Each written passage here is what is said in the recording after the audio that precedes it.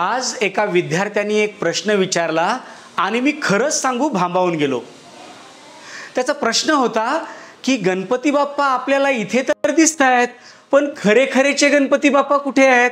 चालणारे, बोलणारे। नमस्कार, मी Ashok Ramrao Deshpande Midas touch international प्रीस्कूलच्या माध्यमातून तुमच्याशी संवाद साधतो आहे। एवढा चाणाक्ष पोरगा आणि मग माझं उत्तरही त्याच्यासाठी तयार होतं। मी म्हणलं, बाळा मी छोटीशी गोष्ट सांगतो, जरा लक्ष देऊन ऐक। एका गावामध्ये एक तरुण संन्यासी गेला आणि त्यांनी अनेक ठिकाणी भिक्षा मागायला सुरुवात केली। एका भल्या माणसाने त्याला सांगितलं की सगळ्या घरी भिक्षा मागा, म्हणजे 5 घरी मागणार आहात त्यापैकी, पण ते जे घर आहे ना त्या घरी भिक्षा नका मागू बरं का। तो माणूस दांडगट आहे। जे जे परमात्म्याचं नामस्मरण घेऊन त्याच्या घरासमोर जातात त्यांना तो त्रास देतो आणि त्यामुळं त्यांच्या घरी भिक्षा नका मागू। संन्यासीही योग्यतेचे होते, त्यामुळे त्यांनी ठरवलं भिक्षा मागेन तर त्याच्याच घरी, आणि ते त्याच्या घरी गेले। तो अतिशय दांडगट माणूस आणि आल्याबरोबर त्या संन्याशाच्या समोर गेला आणि म्हणाला, देव आहे का तुझा? कसा असतो देव तुझा?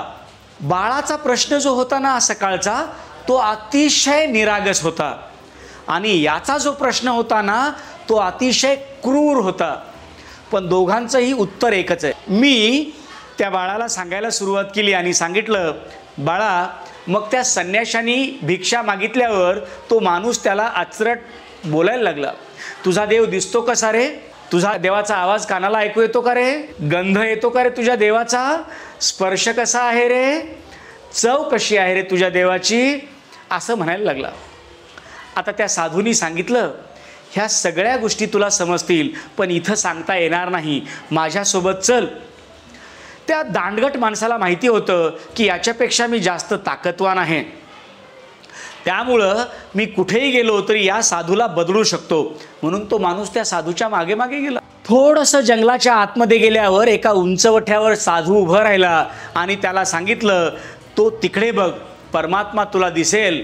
आणि तिकडे बघितलेल्या व्यक्तीला त्यांनी जोरात पाठळा लात घातली। लात एवढी जबरदस्त होती, एवढी जबरदस्त होती की तो जोरात आपटला आणि खूप मोठमोठ्यानं कन्हायला लागला। साधू त्याच्या जवळ गेला आणि म्हणाला, काय झालं तुला? तो म्हणतो, काय झालं? मला त्रास किती होतोय, मला वेदना किती होत आहेत? साधूने विचारलं, तुझ्या वेदना मला दिसतील का? तो माणूस म्हणाला की वेदना ज्या आहेत ना त्या डोळ्यानं दिसत नाहीत साधू, पण त्या होत आहेत हे मला माहिती आहे। साधू म्हणाला, तुझ्या वेदना मला कानानं ऐकू येतील का रे? तो म्हणाला, नाही ऐकू येणार। गंध कसा आहे रे तुझ्या वेदनांचा? तो म्हणाला, नाही कळणार। स्पर्श करून बघू का तुझ्या वेदनांचा कसा आहे तो? तो म्हणला, नाही कळणार। साधू शेवटचा प्रश्न विचारतो आणि म्हणतो की मी चव बघू का तुझ्या वेदनांची? तो म्हणाला, अरे साधू, वेदना मी अनुभवतोय, मला त्याचा त्रास होतो आहे।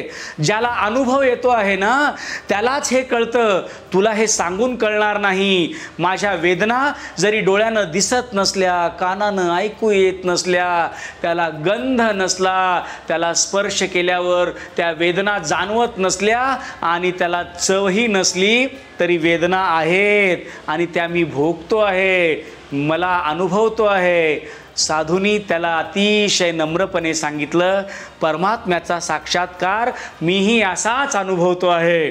लहानपणापासून बाळाला परमात्म्याच्या अस्तित्वाबद्दल सर्वता बोला आणि त्यांना सांगा पण, कारण त्या परमात्म्याला त्यांनी परमात्मा म्हणलं तरी चालेल, निसर्ग म्हणलं तरी चालेल, सर्वोच्च काहीतरी शक्ती आहे आणि ती शक्ती या ब्रह्मांडाला चालवतीये असं म्हणलं तरी चालेल। हळूहळू त्याची श्रद्धा सर्वश्रेष्ठ होईल आणि श्रद्धा आणि विश्वास ही आपल्या बाळाच्या जीवनातली सर्वोच्च ताकद असणार आहे, काहीही व्हायचं असेल तरी सुद्धा। नमस्कार।